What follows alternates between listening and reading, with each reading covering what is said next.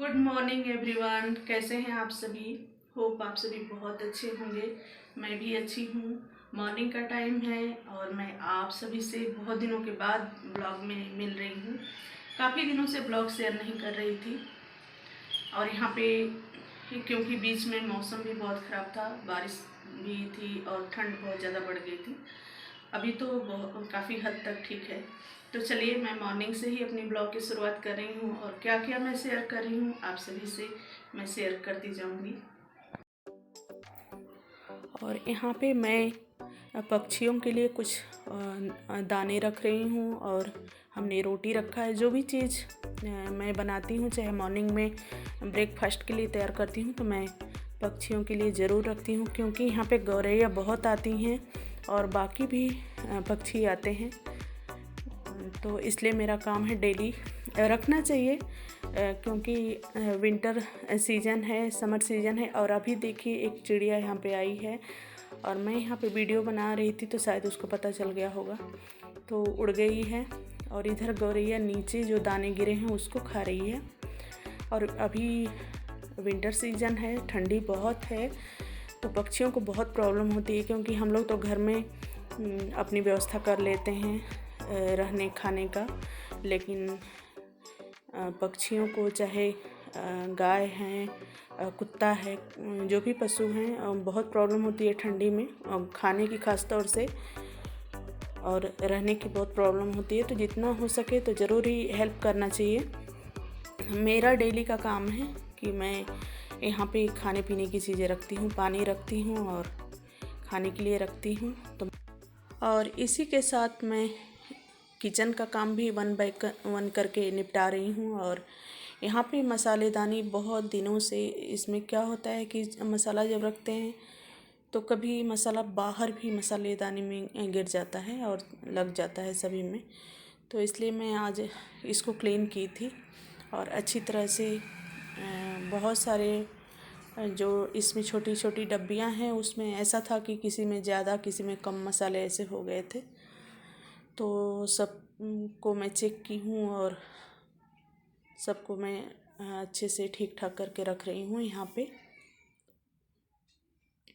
क्योंकि मसालेदानी का काम तो हमेशा रहता है।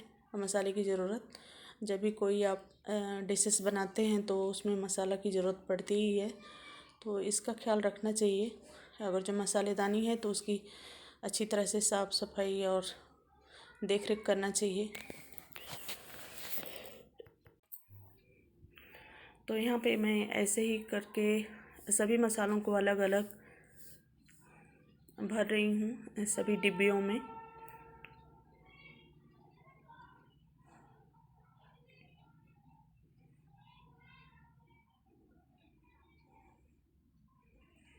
और मैंने किसी में धनिया पाउडर, हल्दी पाउडर और कश्मीरी लाल मिर्च और मिर्च पाउडर, जो तीखी मिर्च होती है उसका पाउडर मैं अलग, और इधर मैं रख रही हूँ सब्जी मसाला। सबको मैं अलग अलग करके और पूरी मसालेदानी को अच्छी तरह से हमने फुल कर दिया है। अब मैं इसको कवर करके और रख दूँगी साइड में। और यहाँ पे मैं लंच की तैयारी कर रही हूँ, दोपहर के खाने में क्या क्या बनेगा, तो यहाँ पे मैं तैयार कर रही हूँ।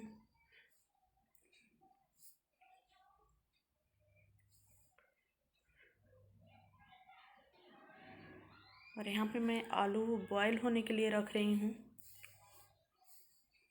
बॉयल करके ही आज मैं सब्ज़ी बनाऊँगी। ऐसे भी कट करके बनाते हैं, लेकिन बॉयल आलू की भी सब्ज़ी अच्छी बनती है।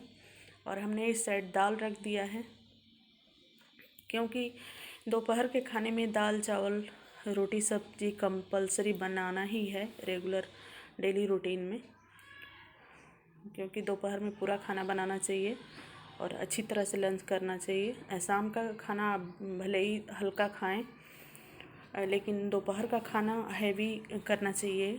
जो भी आप लंच में बना रहे हैं हैवी बनाना चाहिए, उसके साथ सभी कुछ।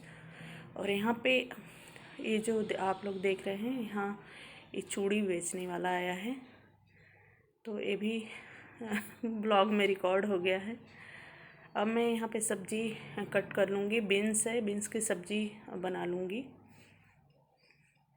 क्योंकि मैं जब सब्ज़ी लाती हूँ मार्केट से तो उसको अच्छी तरह से वॉश करके फ्रिज में ऐसे पॉलीथीन में करके और बांध के रख देती हूँ, तो ख़राब नहीं होता है और काफ़ी दिनों तक, कम से कम 10-15 दिनों तक अच्छी तरह से स्टोर रहता है।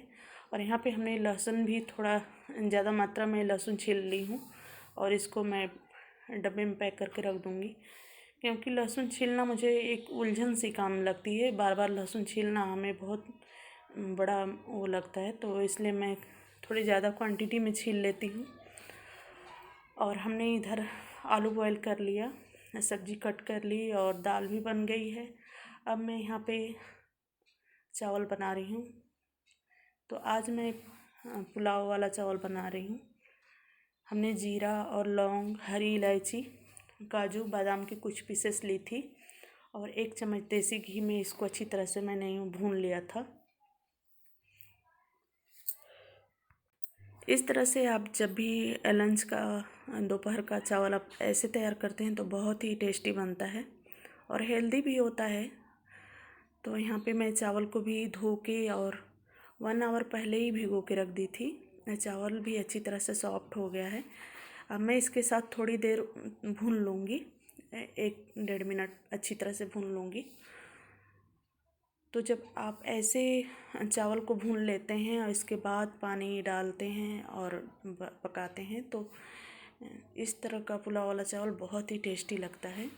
ऊपर से मैं 1 चम्मच देसी घी डाली हूँ। इससे क्या होगा, चावल चिपकेगा नहीं और बहुत ही डिलीशियस बनेगा।